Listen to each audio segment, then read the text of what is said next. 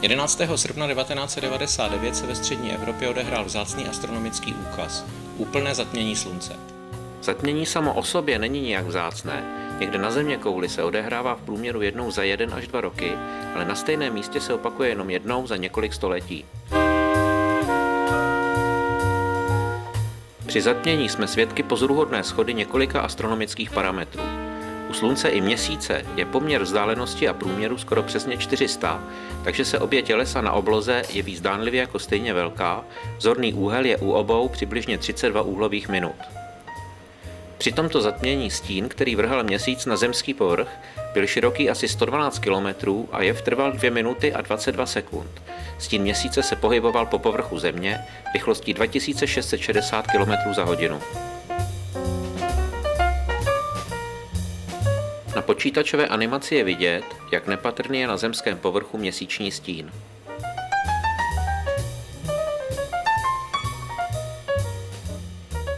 Každé zatmění má 3 fáze.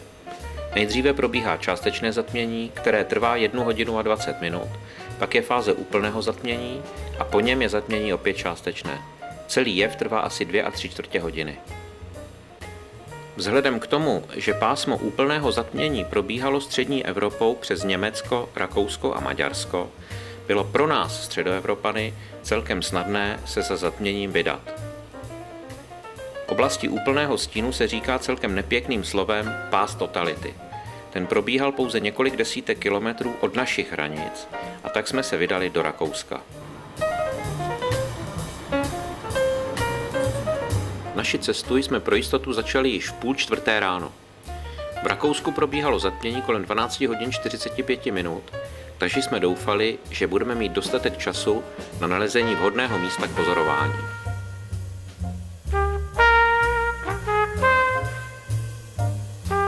Ve dnech kolem zatmění panovalo ve střední Evropě krásné letní počasí s teplotami kolem 26 stupňů Celsia, ale právě na středu 11. srpna byla předpověď velmi pesimistická. Počasí nás už teď zajímá nejvíce.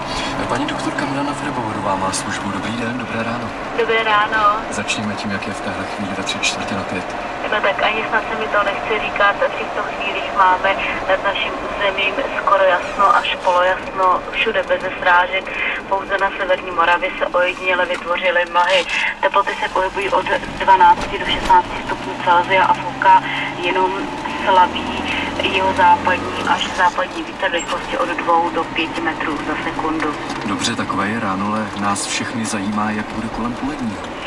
No, tak to právě proto jsem říkala, že mi snad ani nechce o tom počasí dostatečně mluvit.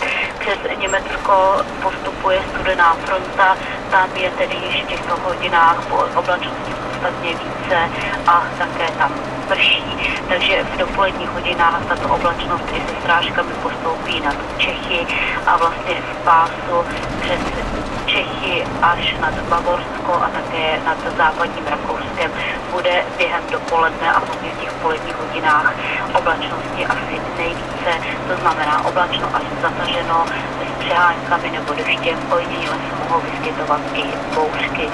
Je sice šance, že sluníčko se v těchto chvílích nebo během toho poledne ukáže, ale zřejmě asi budeme chytat chviličky, kdy se na obloze objeví. Když jsme projížděli spolu s pendlery hraniční přechod Studánky, začínalo se právě rozednívat.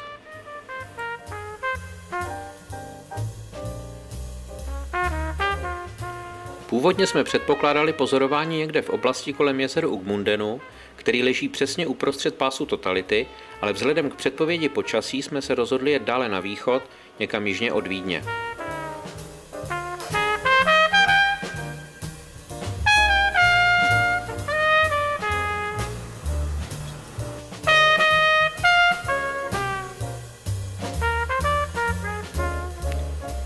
V 8 hodin jsme již byli v okolí Vídně a blížili jsme se do středu pásu totality.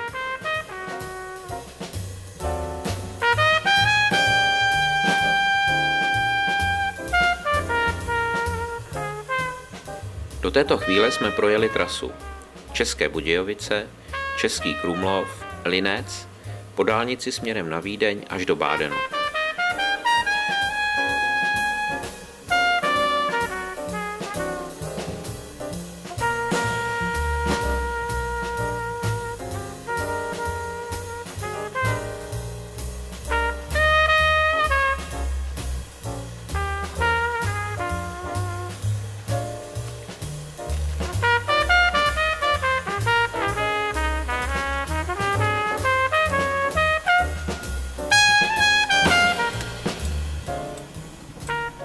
Po svačině jsme pokračovali dále na jih do oblasti Semeringu.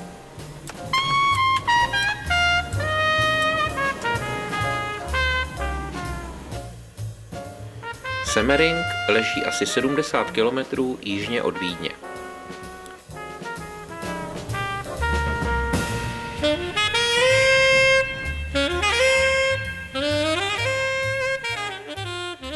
Na nádraží je malé železniční muzeum s motorovým vozem, který byl v provozu v letech 1938 až 1991. Železniční trať přes Semmering je dlouhá 41 km, byla první evropskou horskou dráhou a od roku 1998 je na seznamu světového kulturního dědictví UNESCO. Stavba začala 27. července 1848 a provoz na trati byl zahájen 17. července 1854. V roce 1959 byla trať elektrifikována. Stavitelem byl Carlo Gega, narozený v Benátkách, který byl znám později z historie architektury a rakouské politiky jako rytíř Karl Ritter von Gega. Ve své době bylo nádraží v Semmeringu nejvyšší železniční stanicí vůbec. Na trase je 15 tunelů a 16 viaduktů, převýšení je 439 metrů. Nejvyšší bod trati leží v hlavním tunelu v nadmořské výšce 898 metrů. Toto ale není film o železnici. Z vlaku z Vídně vystoupila spousta pozorovatelů přírodního úkazu. V 9:30 do začátku zatmění zbývaly ještě asi 2 hodiny.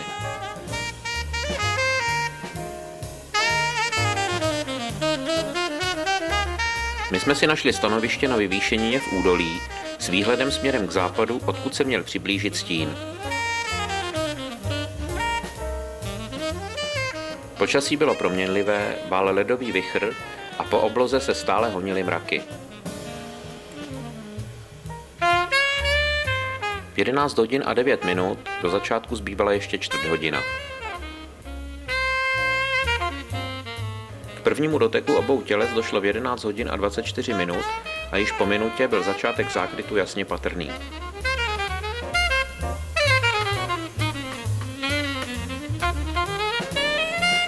Vzhledem k tomu, že úvodní fáze zatmění je dlouhá a poněkud nudná, pozorovatelé si různě krátili dlouhou chvíli.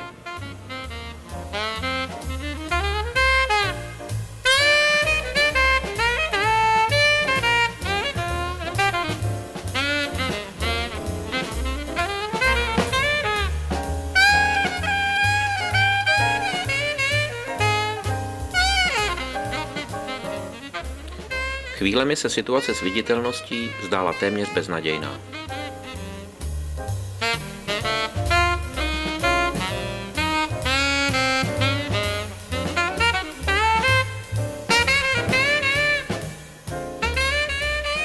Ve 12 hodin a 11 minut bylo částečné zatmění asi v polovině.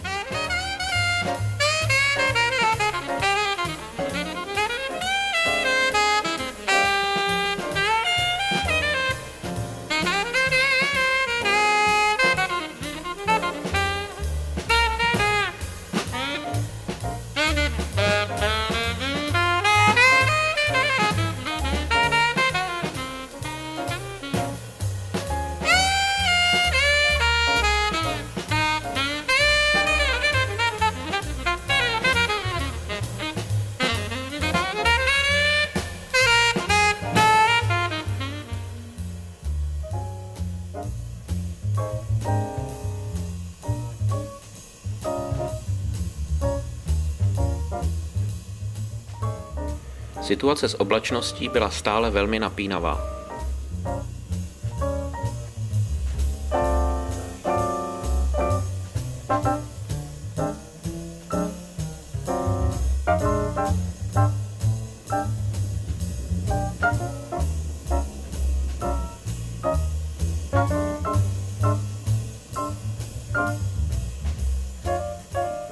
Těsně před začátkem zákrytu se citelně ochladilo a změnila se i barva světla.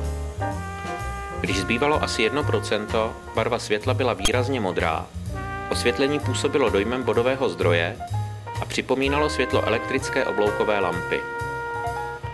Bezprostředně před zatměním dochází k velmi zajímavému jevu, který se nazývá Baileyho perly. Tento jev vzniká lomem slunečního světla na ostrých hranách skal na Měsíci. Jakmile slunce úplně zmizí, objeví se stříbřitá korona a růžové protuberance. V té chvíli krajina potemní a objeví se i hvězdy. Bohužel oblačnost nám znemožnila pozorování hvězd, ale na druhou stranu jsme mohli bezpečně pozorovat a natáčet i bez použití speciálních filtrů.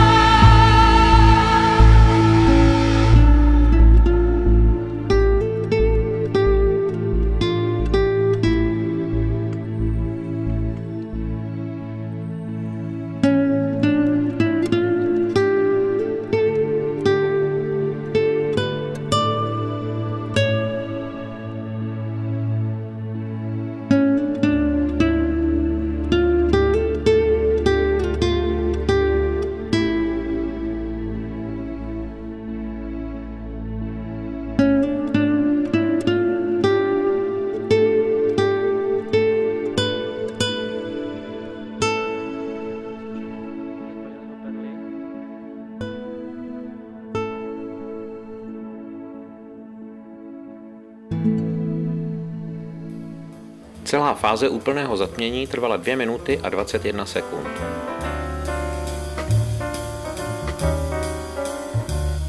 Jakmile se objevil srpek slunce, od západu se začalo zase rozednívat.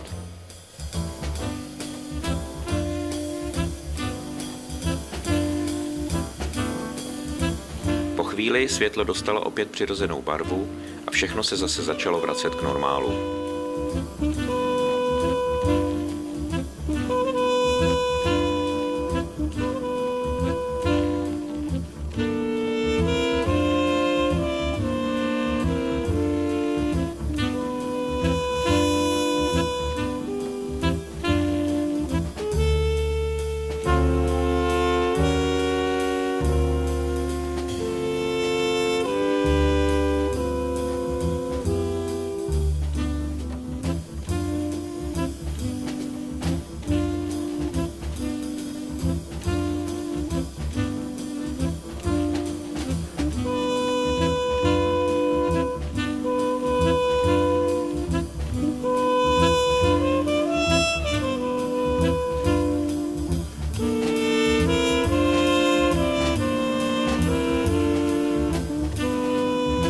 Přesto, že zpočátku nám počasí příliš nepřálo, v rozhodující chvíli bylo celkem jasno. Přes jemné mraky sice nebylo možné pozorovat některé jevy, jasné hvězdy a planety, ale i tak to byl silný emocionální zážitek, který je těžké vůbec popsat slovy. Příští zatmění bude ve střední Evropě, pozorovatelné v pátek 7. října roku 2135.